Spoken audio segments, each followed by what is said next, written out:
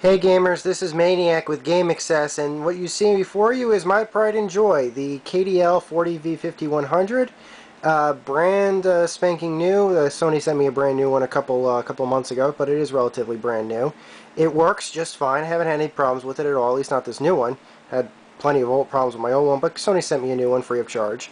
And as you can see here, still got all the equipment hooked up in there. I got the Nintendo Wii, I got the Xbox 360, I've got the PlayStation 3. But there's a small problem, and I wanted to bring this to the attention of Microsoft and Nintendo and Sony. This TV hooked up to this thing, this wonderful widescreen television, has a small problem, and I'm going to show you what it is in just a second. The great thing about my equipment is that I not only can play these games on my television, but I can also play these games as well, these older games. However, while it plays these games completely flawlessly, it does not play these games too well. And I'm going to show you what's wrong with it in just a second.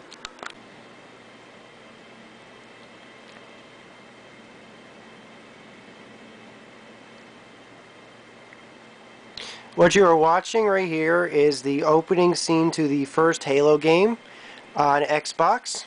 This is being currently played on my Xbox 360 on my television. Looks really good, doesn't it?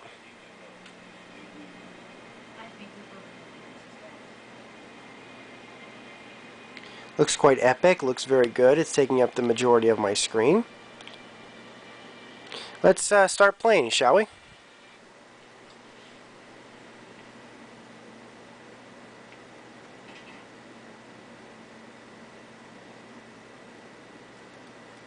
What's wrong with this picture? I can't see my HUD. Why can't I see my HUD?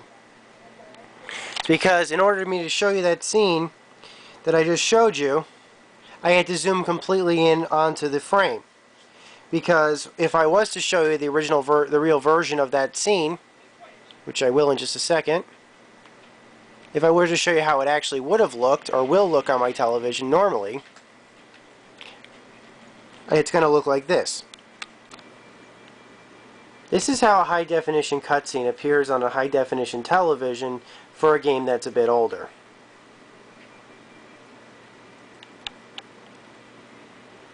As you can see here, this is Halo 1. This, I'm barely getting about 75% of the screen actually get filled by this image. Now, my only option is to do what I did before, which is either basically look at about good 75% of my screen, or I can zoom in on the image itself, where this will look good. However, once the action comes back up, I will have to switch it back to what it was at. And I'll have to do that manually. Now, Microsoft hasn't released any fixes or updates for their backwards compatibility client for a long time. But I'd like to think that this kind of issue, granted these cuts, obviously in these games that don't support widescreen, there's nothing that can be done about them. However, the system can easily be programmed to detect whether or not there are black bars on the top and bottom of the screen and when things can and can't happen to them.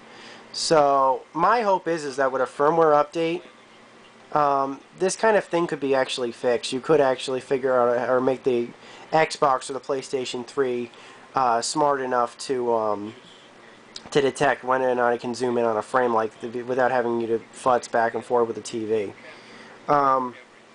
But actually, in this game isn't that big a deal because it literally can be. It will take up the whole screen if I zoom in on the frame for a few of this stuff. This will take up the whole screen. Other games, I'm not so lucky actually, and I'm going to show you that in just a second. This is the opening to Metal Gear Solid 3 Snake Eater, and as you can see here, based upon what I've just told you, the images here barely take up about. Gosh, I would say this probably barely takes up about 20% of the screen.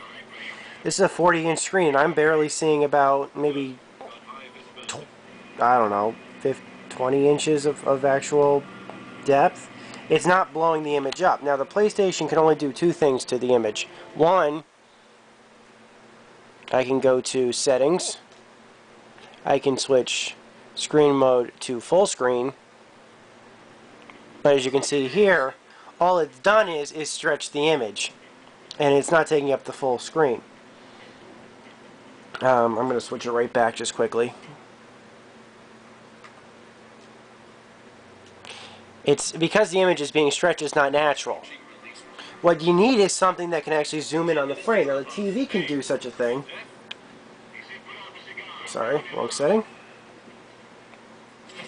Wrong setting again. See, I can't even get my settings right. There we go, right button. There, that's the closest thing. Can't do any better than that. Now this is actually filling up the screen, but I'm zooming in. It actually does look better than what it does in the PS3 version, but here's, I mean, the PS2, on the PS2 naturally. This is, I think, I had to put this in this game. This is awesome because this is probably one of the greatest introductions I've ever seen. I remember seeing this in E3 2004 for the first time, and I had to say, is this in the final version of the game? But this is the only option I have, but once the game turns back to normal, it's still zoomed in on the frame, and I have to keep adjusting it backwards and forwards, which is just really annoying. Here, I'll switch it off. Sorry. As you can see here, the image is now being zoomed in on the final version. I have to switch it back to it naturally being displayed. Now, I have no problem with the game being displayed in this resolution, in regular 4:3, but when games switch the cutscenes of that era, the black bars on the top and bottom of the screen are fatal. They really obstruct and really minimize the amount of image. And unfortunately, when you play that kind of game on this kind of widescreen television, it's extremely disheartening to see how little of the screen is actually taken up. It would be nice if Sony and Microsoft were able to put the game back to be able to have some kind of software in there where you could just zoom in on the frame.